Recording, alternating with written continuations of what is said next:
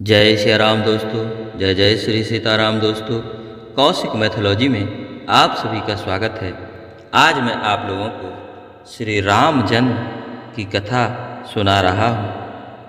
अवधपुरी में रघुकुल शिरोमणि दशरथ नाम के राजा हुए, जिनका नाम वेदों में विख्यात है। वे धर्म धुरंधर, गुणों के भंडार और ज्ञानी थे। उनके हृदय में सारंग धनुष धारण करने वाले भगवान की भक्ति थी और उनकी बुद्धि भी उन्हीं में लगी रहती थी। उनकी कौशल्या आदि प्रिय रानियां सभी पवित्र आचरण वाली थीं। वे बड़ी विनीत और पति के अनुकूल चलने वाली थीं और श्री हरि के चरणों में उनका प्रेम था।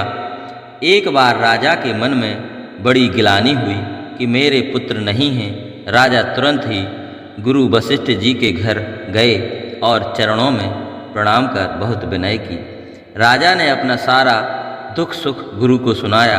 गुरु वशिष्ठ जी ने उन्हें बहुत प्रकार से समझाया और कहा, धीरज धरो, तुम्हारे 4 पुत्र होंगे जो तीनों लोकों में प्रसिद्ध और भक्तों के भय को हरने वाले होंगे। गुरु वशिष्ठ जी ने श्रृंगी ऋषि को बुलवाया और उनसे शुभ पुत्र कामेष्ठ यज्ञ कराया।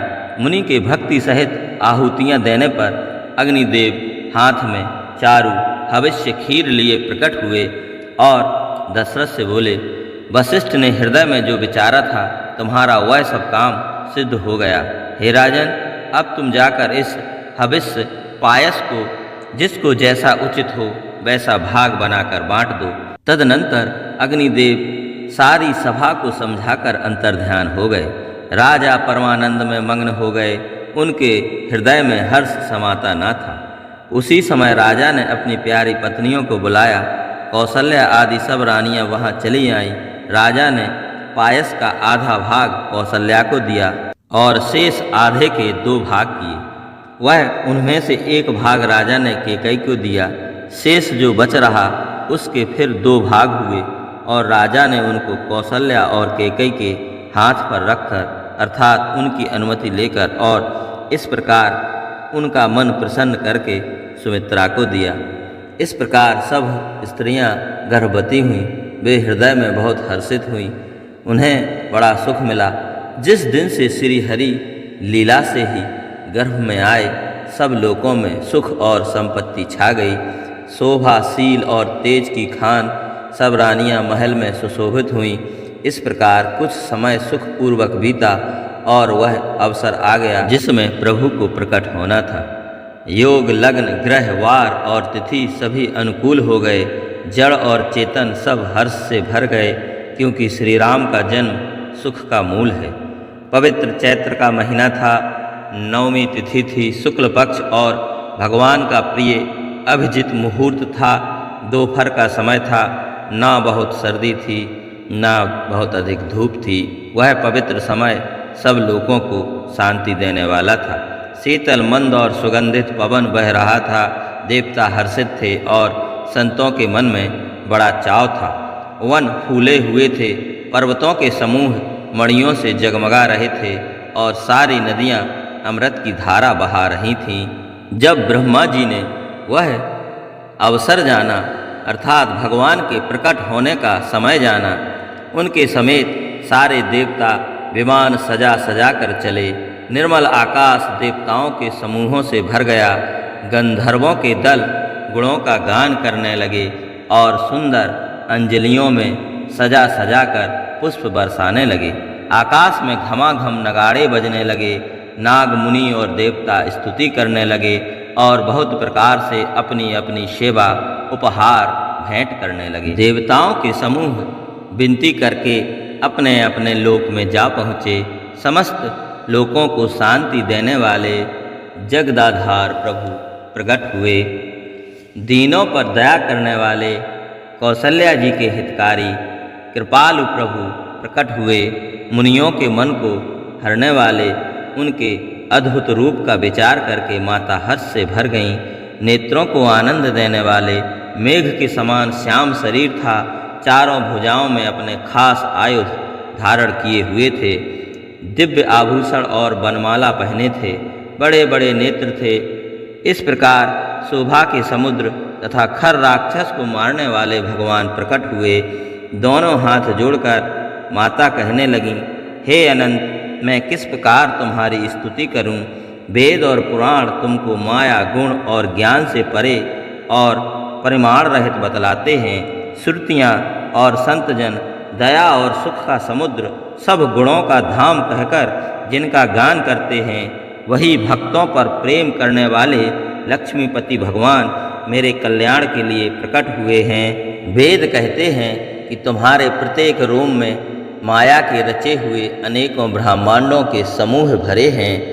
वे तुम मेरे गर्भ में रहे इस हंसी की बात सुनने पर धीर विवेकी पुरुषों की बुद्धि भी स्थिर नहीं रहती, अर्थात विचलित हो जाती है। जब माता को ज्ञान उत्पन्न हुआ तब प्रभु मुस्कुराए। वे बहुत प्रकार के चरित्र करना चाहते हैं, अतः उन्होंने पूर्व जन्म की सुंदर कथा कहकर माता को समझाया, जिससे उन्हें पुत्र का वात्सल्य प्रेम प्राप्त हो, भगवान के प्रति पुत्र भाव हो जाए। माता की वह बुद्धि बदल गई। तब वह फिर बोली, हे तात, यह रूप छोड़कर अत्यंत प्रिय बाल लीला करो, मेरे लिए यह सुख परम अनुपम होगा। माता का यह वचन सुनकर देवताओं के स्वामी सुजान भगवान ने बालक रूप होकर रोना शुरू कर दिया। तुलसीदास जी कहते हैं, जो इस चरित्र का गान करते हैं वे श्री हरि का पद पाते हैं और फिर संसार रूपी कूप में कभी नहीं गिरते। ब्राह्मण, गौ, देवता और संतों के लिए भगवान ने मनुष्य का अवतार लिया। वे अज्ञानमयी मलिना माया और उसके गुण सत, रज, तम और बाहरी तथा भीतरी इंद्रियों से परे हैं। उनका दिव्य शरीर अपनी इच्छा से ही बना है। जा दिन ते हरि गर्भ वहीं आए, सकल लोक सुख संपत्ति छाए। मंदिर मह सब राजहि रानी, शोभाशील तेज की खानी। सुख जुत कछुक काल चल गयो, जेहि प्रभु प्रगट सो अवसर भयो। जोग लगन ग्रह बार तिथि, सकल भय अनुकूल। चर अरो अचर हर्ष जुत, राम जन्म सुख मूल। नौमी तिथि मधुमास पुनीता, शुक्ल पक्ष अभिजित हरि प्रीता। मध्य दिवस असी शीत न घामा, पावन काल लोक विश्रामा। शीतल मंद सुरभि बहबाऊ, हर्षित सुर संतन मन चाऊ। बन कुसमित गिरे गन मनियारा, श्रवहि सकल सरितामृत धारा। सो अवसर बिरंच जब जाना, चले सकल सुर साज विमाना। गगन बिमल संकुल सुर जूथा, गावहि गुण गंधर्व बरूथा। वर्षहि सुमन सुअंजुल साजी, गह गहि गगन दुंदुभि बाजी। स्तुति करहि नाग मुनि देवा, बहुविधि लावहि निज निज सेवा। सुर समूह विनती करी, पहुँचे निज निज धाम। जग निवास प्रभु प्रगटे, अखिल लोक विश्राम। भय प्रगट कृपाला, दीन दयाला। कौसल्या हितकारी, हर्षित महतारी। मुनि मनहारी, अद्भुत रूप विचारी। लोचन अभिरामा, तनु घन श्यामा। निज आयुध भुज चारी, भूषण बनमाला। नयन विशाला, शोभा सिंधु खरारी। कह दुई कर जोरी, स्तुति तोरी। केहि विधि करो अनंता, माया गुण ज्ञानातीत अमाना। वेद पुराण भनंता, करुणा सुख सागर सब गुण आगर, जेहि गावहि सुरति संता। सो मम हित लागी जन अनुरागी, भयो प्रगट श्रीकंता। ब्रह्मांड निकाया निर्मित माया, रोम रोम प्रतिवेद कहे, मम उर्सुवासी यह उपहासी। सुनत धीर मति थिर न रहे, उपजा जब ज्ञाना प्रभु मुस्काना। चरित बहुत विधि कीन चहे, कह कथा सुहाई मातु बुझाई। जेहि प्रकार सुत प्रेम लहे, माता पुनि बोली सोमति डोली।